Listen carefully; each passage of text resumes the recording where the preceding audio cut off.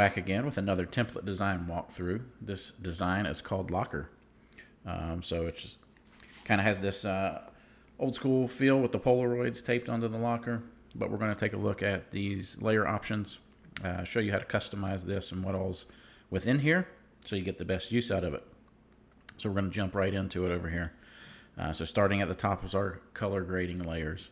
So these layers are meant to add a little bit of extra like color and contrast, a little bit of pop at the end there just to polish the image off.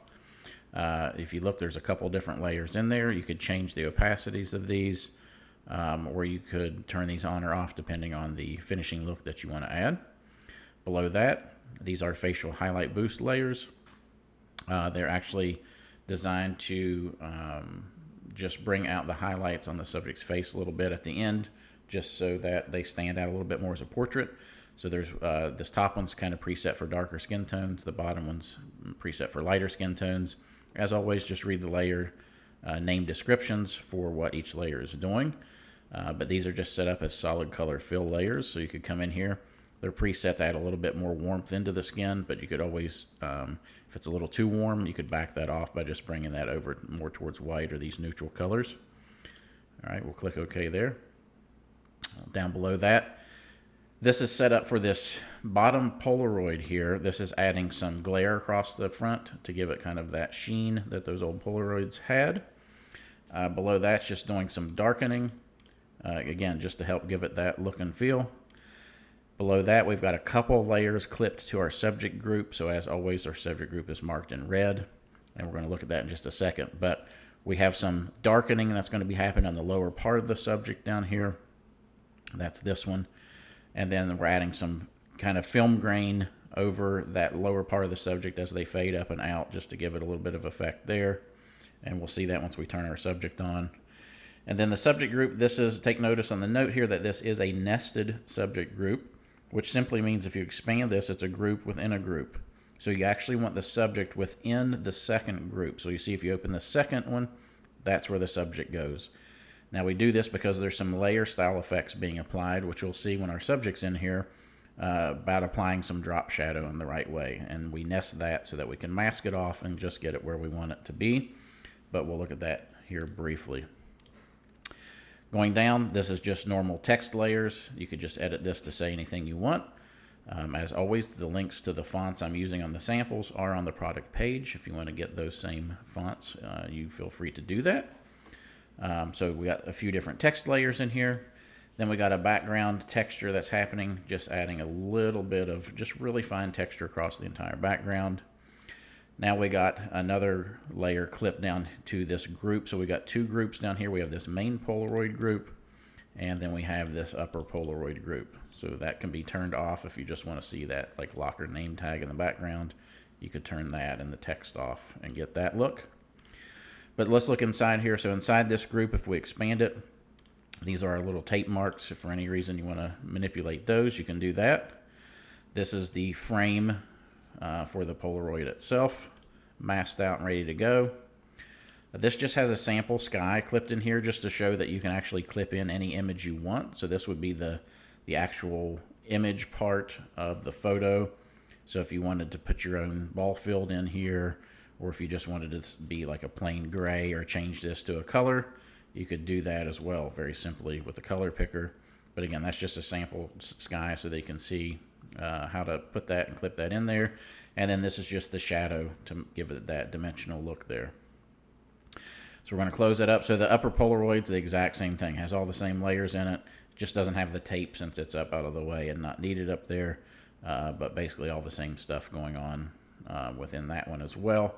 This one has a sample ball field in there, but once again, you could drop in anything that you like there.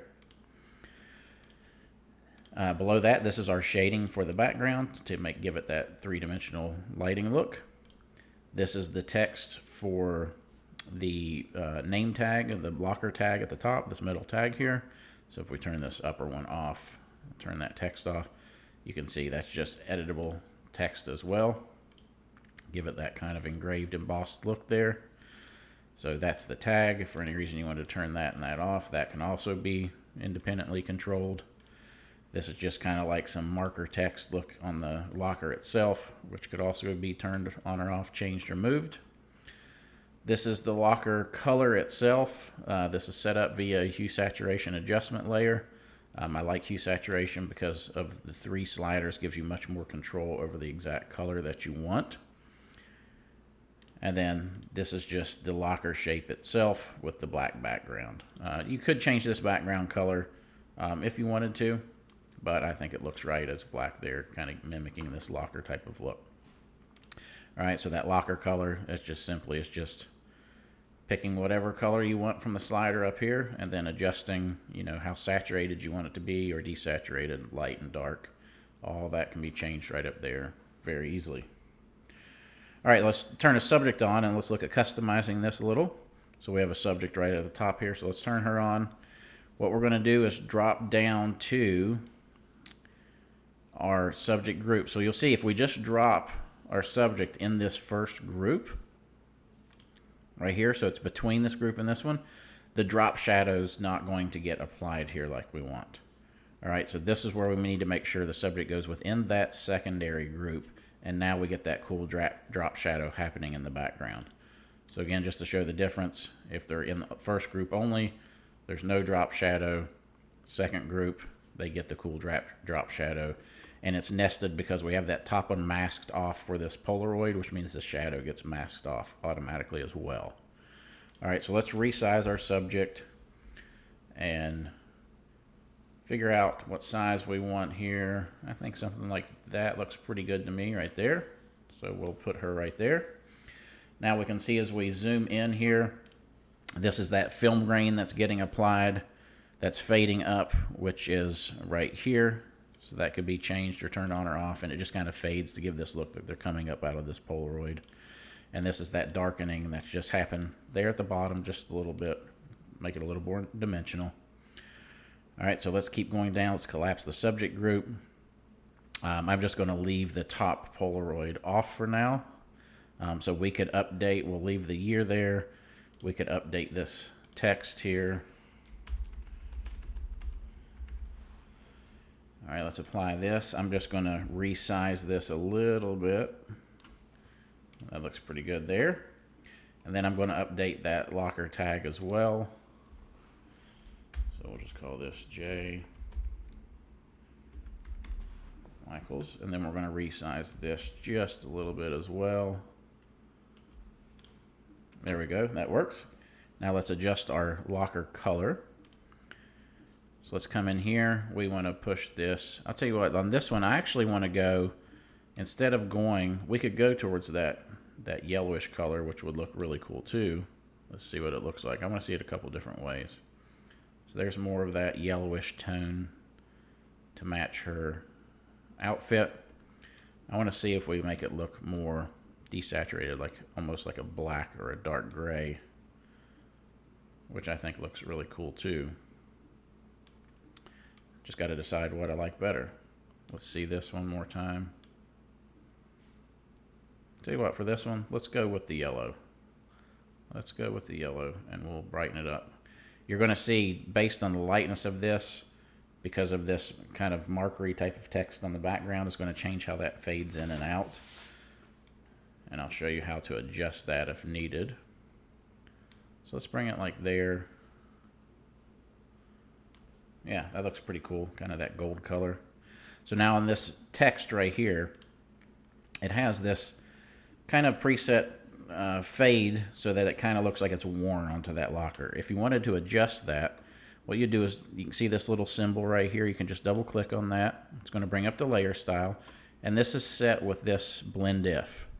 And it's actually this white slider right here. You can see as we move this up and down, it kind of fades in and out there. So you could just pull that up and down based on how much you would like that to fade. If you didn't want to fade it at all, just bring it all the way up. But I'm going to put a little bit, I like it to look like those scratches are kind of like going through it a little bit. So I'm just going to bring it down to about right there. That looks pretty cool. And then we could change that if we wanted. Say like Hornet Cheer. All right, that looks good. And of course that could be moved around anywhere as well. And then let's go into the Polaroid group. I want to turn the sky off of this, and I think I just want to go with a solid color background on this, but let's see what it looks like if we pick a color from, that looks pretty cool, a color from the actual uniform here.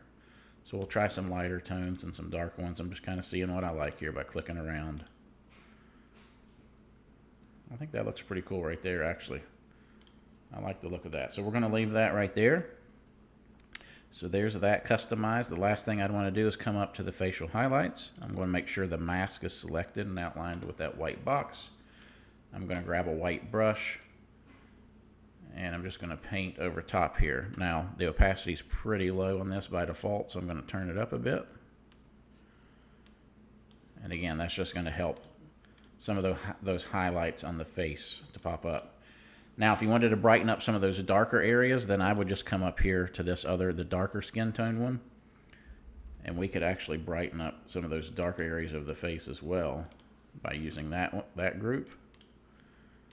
Let's take a little bit of that warmth off of there, and then take a little bit of the opacity down.